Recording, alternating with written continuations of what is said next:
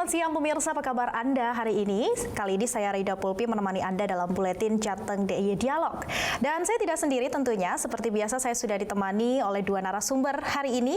Ada Kinkin Sultanul Hakim, Sekretaris Dewan DPRD Kota Surakarta. Selamat siang Pak. Dan juga Bapak Budi Prasetyo, Ketua DPRD Kota Surakarta. Selamat siang, apa kabar Bapak? Selamat siang Mbak Pulpi. Iya, pemirsa, kalau kita bicara saat ini merupakan era yang mengedepankan reformasi birokrasi. Tentunya dibutuhkan sejumlah inovasi, kemudian langkah strategis oleh pemerintah agar dapat memberikan pelayanan kepada masyarakat dengan maksimal. Nah, apalagi kita memasuki tahun politik, tentunya pemerintah daerah juga harus turut ambil bagian untuk mensukseskan tahun politik yang aman dan damai.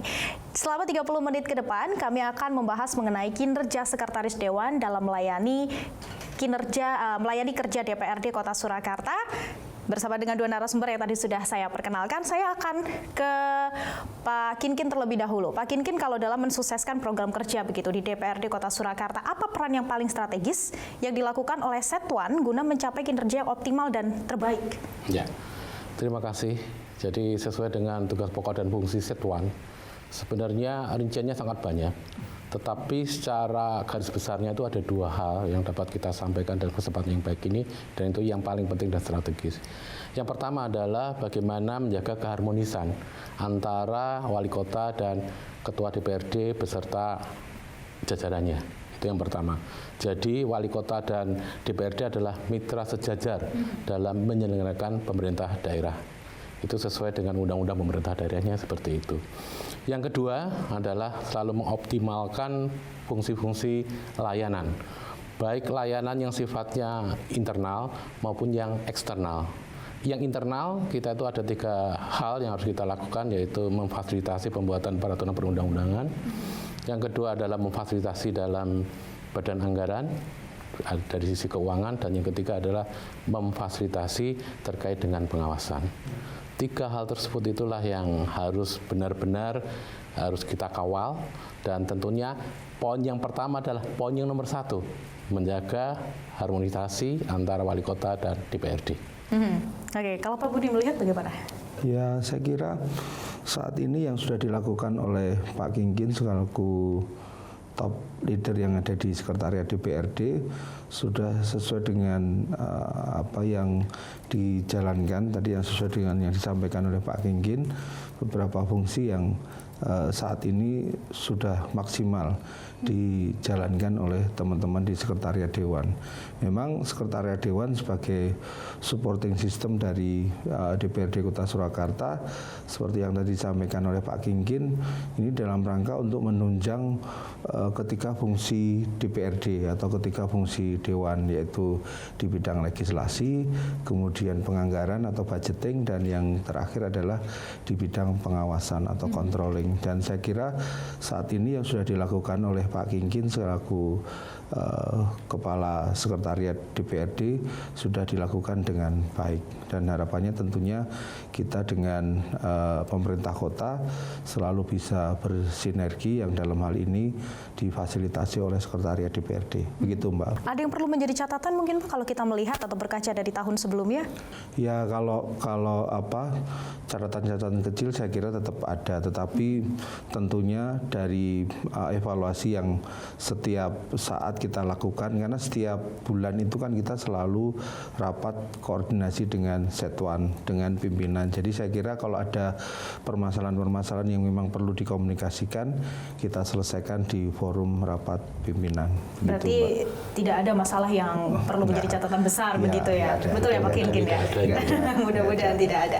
Baik, Pak Kinkin, kalau kita bicara soal visi misi begitu yang harus diwujudkan dalam masa jabatan wali kota, apakah visi misi Kota Surakarta sendiri dan bagaimana peran Setwan untuk visi misi tersebut? Ya, terima kasih. Jadi dari masa jabatan wali kota, beliau tentu sudah merumuskan sebuah visi kota, yaitu mewujudkan Kota Surakarta sebagai kota budaya yang modern, tangguh, gesit, dan sejahtera. Tentunya visi kota itu menjadi titik fokus kita semua untuk dapat mewujudkan secara bersama-sama. entah itu dari unsur birokrasi, entah itu dari unsur-unsur legislatif, dalam hal ini DPRD Kota Surakarta. Apa yang bisa kita lakukan? Tentunya kalau dari Setuan adalah berusaha mengawal agar kita selalu diingatkan untuk membuat sebuah peraturan daerah itu, visi itu akan mewarnai, selalu diingat mewarnai agar semua peraturan yang dibuat itu titik fokusnya ke arah itu.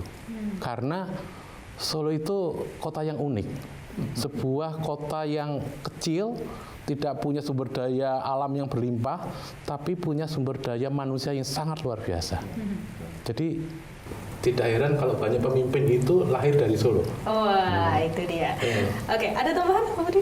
Ya, jadi saat ini yang dilakukan oleh Sekretariat Dewan di dalam rangka menunjang kerja-kerja kami di DPRD, terutama dalam rangka mewujudkan visi misinya kepala daerah, dalam hal ini adalah wali kota dan wakil wali kota.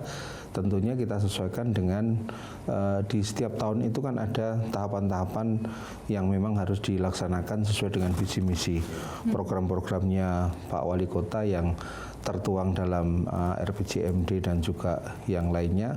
Di setiap tahun kan ada fokus yang memang harus dilaksanakan. Nah, ini apa yang saat ini kita laksanakan dan juga teman-teman di Setuan, terutama di dalam rangka mensukseskan apa yang menjadi visi misinya wali kota di setiap tahun, tentunya kita sesuaikan dengan fungsi kita di DPRD. Jadi kalau ranahnya perencanaan dan kaitannya dengan yang teknis kan memang di pemerintah kota dalam hal ini untuk OPD teknisnya. Nah, pada saat itu akan dilaksanakan, tentunya ini yang menjadi tugas kita di DPRD adalah mulai dari penganggaran, kemudian juga pada saat akan dilaksanakan kita juga mengawasi dalam pelaksanaannya. Ini yang nyambung dengan fungsi-fungsi kita yang ada di DPRD. Kemudian juga target kaitannya dengan peraturan-peraturan daerah yang memang harus kita selesaikan di dalam 1 tahun anggaran. Itu juga kita putuskan bersama dengan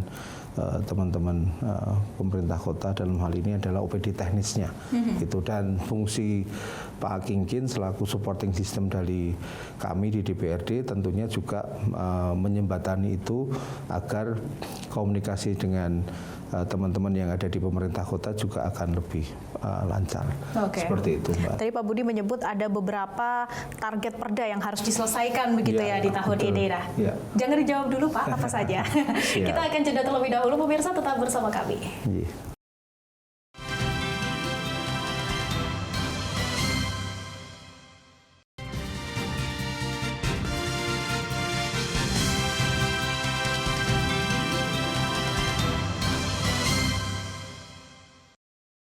Anda masih menyaksikan Buletin Jateng DIY Dialog, pemirsa, bersama saya Rida Pulpi dan masih bersama Pak Budi dan Pak Kingkin. Tadi sedikit dibahas di segmen sebelumnya bahwa ada target peraturan daerah begitu yang harus dikejar dalam 1 tahun anggaran. Apa saja yang menjadi fokus utama? Jadi yang berkaitan dengan Raperda itu kan dalam 1 tahun anggaran biasanya sebelum penetapan APBD tahun yang akan datang yang untuk berjalan, kita menetapkan yang namanya Propomperda atau Program Pembentukan Peraturan Daerah. Dan ini menjadi salah satu fungsi kita di DPRD yang berkaitan dengan pembentukan rancangan peraturan daerah bersama-sama dengan pemerintah kota.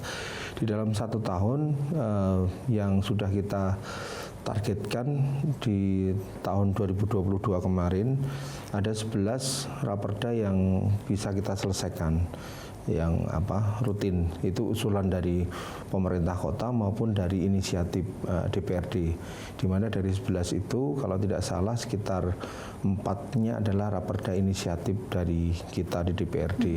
Kemudian selain itu ada raperda-raperda yang itu reguler, jadi seperti LKPJ, kemudian P2 APBD, kemudian APBD perubahan dan APBD murni. Nah, di tahun 2022 ini kita mentargetkan ada kenaikan untuk raperda yang bisa kita bahas. Jadi kalau yang di tahun 2022 kita sekitar 11, kalau yang nanti di tahun 2022 ada penambahan jadi 14. Oke, Jadi berarti ada 14 kenaikan raperda. 3 begitu ya di tahun 2023 ini. Ada itu, iya. Oke, nah kemudian Pak Kinkin kalau kita bicara soal reformasi birokrasi begitu, saat ini kan memang dikedepankan begitu ya.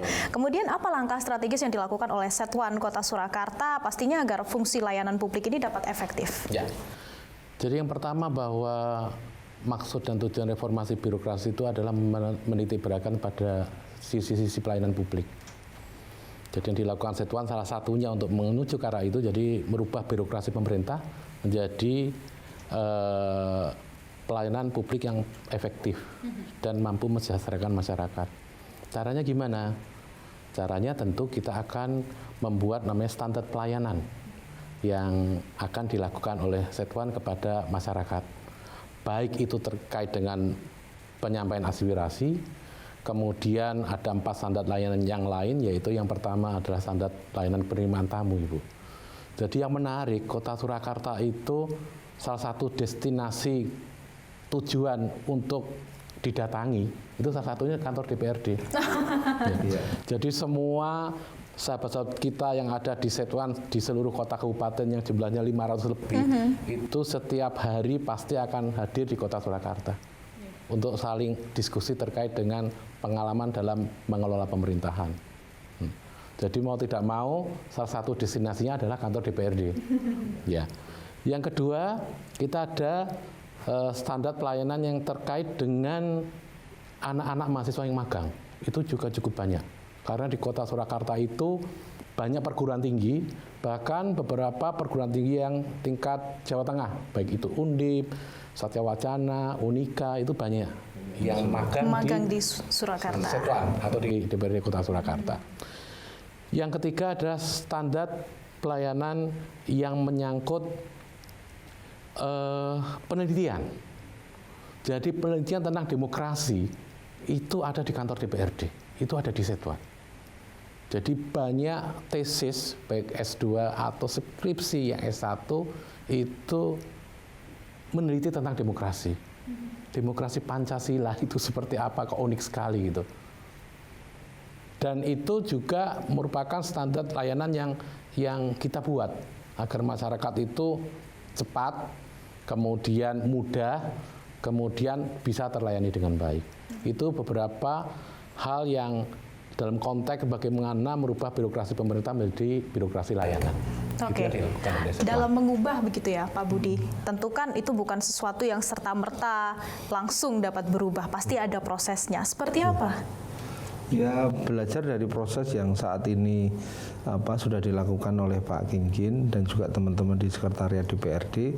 Kita seperti tadi yang setiap berkala kita kan selalu berdiskusi dengan teman-teman Sekretariat DPRD. Jadi kebetulan Pak Kinkin ini kan memimpin di Sekretariat DPRD kan juga belum lama, dan kita juga selalu menyampaikan ke beliau beberapa pola-pola hubungan antara Sekretariat Dewan dengan DPRD yang dulu-dulu seperti apa, kemudian hal-hal yang memang perlu dirubah karena eranya kan sudah mulai saat ini kan semuanya digital. Jadi ini yang memang perlu disampaikan kepada kami di DPRD agar juga tidak ikut dengan pola-pola yang dulu yang lama ya Pak Kinkin. Dulu kan zamannya kan mungkin semuanya manual. Sekarang ini kan semuanya serba digital. Saya kira teman-teman di Sekretariat di DPRD juga perlu dipahamkan kaitannya mungkin masalah keuangan dan lain sebagainya. Dulu kan Pak, hanya cash. Kalau misalnya kita ada berkaitan dengan pelayanan misalnya standar gaji dan lain sebagainya, dulu kan ya teman-teman banyak yang nggak mau dengan pola-pola ditransfer dan lain sebagainya. Nah ini pola-pola seperti ini yang memang hubungan kita dengan teman-teman di sekretariat DPRD selaku supporting system dengan DPRD, saya kira di setiap waktu terus selalu kita update. Kemudian termasuk fungsi-fungsi yang tadi disampaikan oleh Pak Kinggin, memang dari ke hari kegiatan-kegiatan kita di DPRD sangat luar biasa padat, terutama tadi yang berkaitan dengan kunjungan dari teman-teman seluruh DPRD di seluruh Indonesia yang tiap hari rata-rata mungkin bisa di atas 5 kunjungan yang diterima oleh teman-teman. Bisa dalam satu hari. Dalam satu hari, dan tentunya 5 kota kabupaten. Iya. Ini kan juga berdampak positif bagi Kota Solo, karena mereka kan juga akan menginap di Kota Solo, kemudian akan stay di hotel yang ada di Kota Solo, tentunya juga sedikit banyak bisa menambah kaitannya dengan penerimaan pendapatan dari pemerintah Kota Solo. Kemudian kaitannya dengan penelitian-penelitian dan lain sebagainya, saya kira ya ini menjadi hal yang wajar, karena memang ya pusatnya politik ya memang di DPRD. Jadi saya kira ke depan tanggung jawab dan tugas dari sekretariat DPRD selaku supporting system dari DPRD akan semakin banyak ke depan. Gitu. Oke.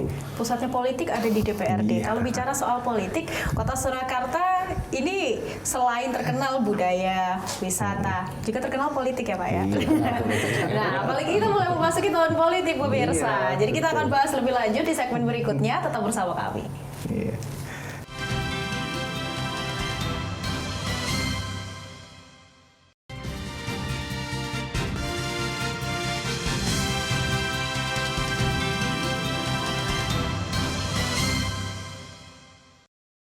Anda masih menyaksikan buletin Jateng Day Dialog pemirsa. Tadi Kota Surakarta terkenal dengan budaya, pariwisata, dan politik.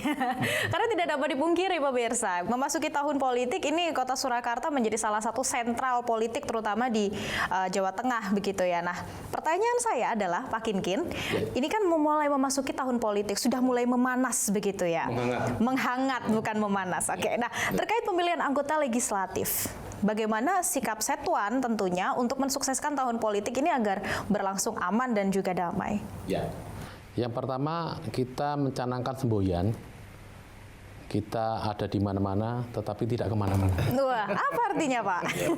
Artinya bahwa fasilitas layanan kita itu akan kita berikan secara maksimal di tahun politik ini. Karena kami juga yakin bahwa banyak anggota DPRD yang mencalonkan kembali di tahun depan untuk menjadi anggota legislatif. Tentunya dan sangat manusiawi, mereka meraih simpati siapapun, termasuk rekan-rekan yang ada di Setuan. Ya. Dan itu tentu disikapi oleh kami, karena kami juga terikat dengan undang-undang kepegawaian bahwa ASN itu harus netral. Kita tetap memperluas, mempertajam layanan, tetapi kita tidak ikut arus besar politik yang ada saat ini. Jadi penekanannya bahwa ASN di Setuan adalah ASN yang netral, fokus kepada pekerjaan dan fokus untuk memfasilitasi DPRD Kota Surakarta. Mudah-mudahan dengan demikian nanti pemilihan legislatif ataupun kepala daerah ataupun pilpres di Kota Solo akan berjalan dengan baik, lancar dan aman. Oke, tentunya ada tindakan yang nanti akan diambil begitu ya, jika ada yang menyeleweng misalnya. Oke, tapi kalau kita lihat tahun sebelumnya, sempat ada atau tidak Pak? Pasti semuanya tuh bukan hanya di Setuan, tetapi pasti ada. Di skop ASN tuh pasti ada. Ada ya. Orang yang mungkin tergiur karena satu dan lain hal, akhirnya ikut dalam suatu kontestasi politik tertentu dan pasti akan ada sanksinya. Pasti. Dan itu sudah dilakukan. Oke. Tapi mudah-mudahan ke depan di Solo tidak ada. Bagaimana Pak Budi? Saya kira memang mendekati tahun politik, ya apa yang tadi disampaikan oleh Pak Kinggin, saya kira juga ya real atau nyata. Dan tentunya kami di DPRD kalau hal-hal yang berkaitan dengan memang itu kegiatan yang memang menyangkut kepentingan pribadi para anggota DPRD yang notabene mereka adalah kader partai, kader partai yang ada di Kota Solo, saya kira juga teman-teman di sekretariat DPRD juga tidak perlu ikut terlalu masuk ke dalam urusan pribadi, terutama yang menyangkut kepentingan partai. Tetapi kalau hal-hal yang memang perlu difasilitasi yang berkaitan dengan tugas-tugas teman-teman anggota DPRD seperti tadi yang saya sampaikan di awal berkaitan dengan ketiga fungsi DPRD itu, saya kira ya itu hal yang harus dilaksanakan oleh teman-teman sekretariat DPRD di dalam rangka menunjang supporting system dari ketiga fungsi DPRD, yaitu penganggaran, kemudian legislasi dan juga controlling. Tapi kalau di luar tiga fungsi itu, saya kira itu sudah tidak menjadi ranahnya teman-teman di sekretariat DPRD.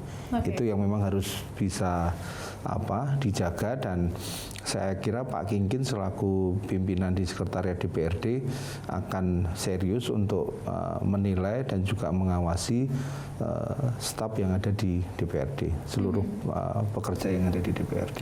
Oke. Tapi Bapak-Bapak kalau kita lihat begitu ya, sepertinya pemilu di tahun 2024 ini akan sedikit lebih hangat begitu dibandingkan tahun sebelumnya. Ada yang perlu menjadi catatan penting tidak? Jadi kalau menurut kami, jadi khususnya untuk di Kota Surakarta, jadi kerekatan sosial itu paling penting. Karena dengan kerekatan sosial itu semua persoalan yang menyangkut beda pendapat itu dapat diselesaikan dengan musyawarah. Itu yang kunci utamanya. Yang paling penting, kedekatan sosial. Kalau dari Pak Budi? Kalau saya melihat kondisi realitas saat ini yang kita rasakan di Kota Solo, sepertinya malah relatif lebih adem ya. Dibandingkan yang periode dulu. Jadi periode dulu itu mungkin persiapan teman-teman dalam mereka bergerak turun ke bawah itu mungkin lebih masif, lebih intensif lagi. Tetapi kalau saya lihat ini kan tahapannya terus berjalan untuk pemilu legislatif dan pemilu presiden yang nanti akan dilaksanakan di tanggal 14 Februari 2024. Tapi sampai hari ini kan tahapannya yang ada di KPU saat ini kan masih dalam tahap verifikasi untuk berkas-berkas pencalonan. Kalau yang kaitannya dengan partai kan sudah clear ya, yang untuk nomor partai dan lain sebagainya. Tetapi yang untuk caleg saya kira saat ini belum banyak pergerakan-pergerakan di bawah.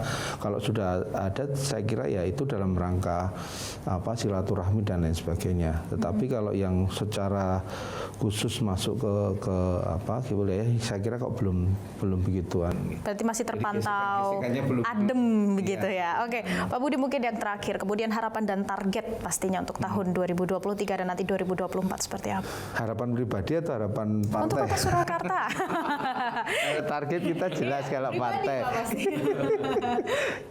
Jadi kita berharap nanti di tahun 2024 kita mendekati pemilu legislatif dan pemilu presiden, ya Kota Surakarta selalu terjaga dan kondusif karena kita sudah sama-sama satu visi dan misi dengan pemerintah kota bahwa kita ingin mewujudkan Kota Solo yang aman dan nyaman untuk sampai kapanpun, dan ini selalu kita sampaikan kepada masyarakat agar situasi yang sudah kondusif ini juga kedepannya akan selalu kondusif. Jangan hanya karena beda pilihan kemudian antar teman, antar saudara, antar tetangga dan mungkin lebih luas lagi akan berantem dan lain sebagainya. Ini yang tidak kita inginkan, dan saya kira masyarakat Kota Solo sudah relatif lebih dewasa untuk itu karena berbagai pengalaman yang dulu-dulu kan dengan banyaknya kejadian-kejadian lebih baik ya, begitu ini kedepannya kita akan lebih baik begitu Mbak. Oke, Pak Kingkin apa?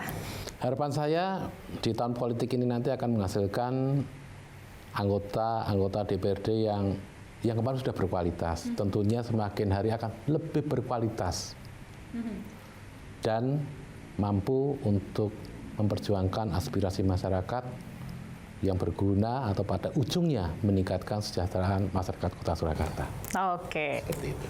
Jadi kembali lagi memang bekerja untuk masyarakat, Betul. begitu ya. Bekerja Untuk pelayan masyarakat, masyarakat. pelayan masyarakat dan memperjuangkan aspirasi itu pastinya. Dan tadi kita juga sudah membahas mengenai reformasi birokrasi di pemirsa. Jadi meningkatkan sisi layanan publik yang lebih efektif, di mana tadi sudah disebutkan bagaimana prosesnya dan ternyata memang ada perkembangan ke arah positif yang pastinya ini lebih baik begitu ya dari Satuan DPRD Kota Surakarta. Ada sejumlah target dan juga program, tentunya ada sejumlah hal-hal yang perlu diperbaiki begitu ya dari periode sebelumnya untuk menjadi lebih baik di tahun 2023 dan tentunya dalam menyongsong tahun politik 2024. Terima kasih Bapak-bapak Terima kasih, sudah berkenan Mbak Putri. datang kemari dan berbincang bersama saya, Bapak Kinkin Sultanun Hakim, Sekretaris Dewan DPRD Kota Surakarta, dan Pak Budi Prasetyo, Ketua DPRD Kota Surakarta. Terima kasih Bapak-bapak. Dan pemirsa, demikian Buletin Jateng DIY Dialog. Saya Raida Pulpi, mewakili tim yang bertugas mengucapkan terima kasih atas perhatian Anda dan sampai jumpa.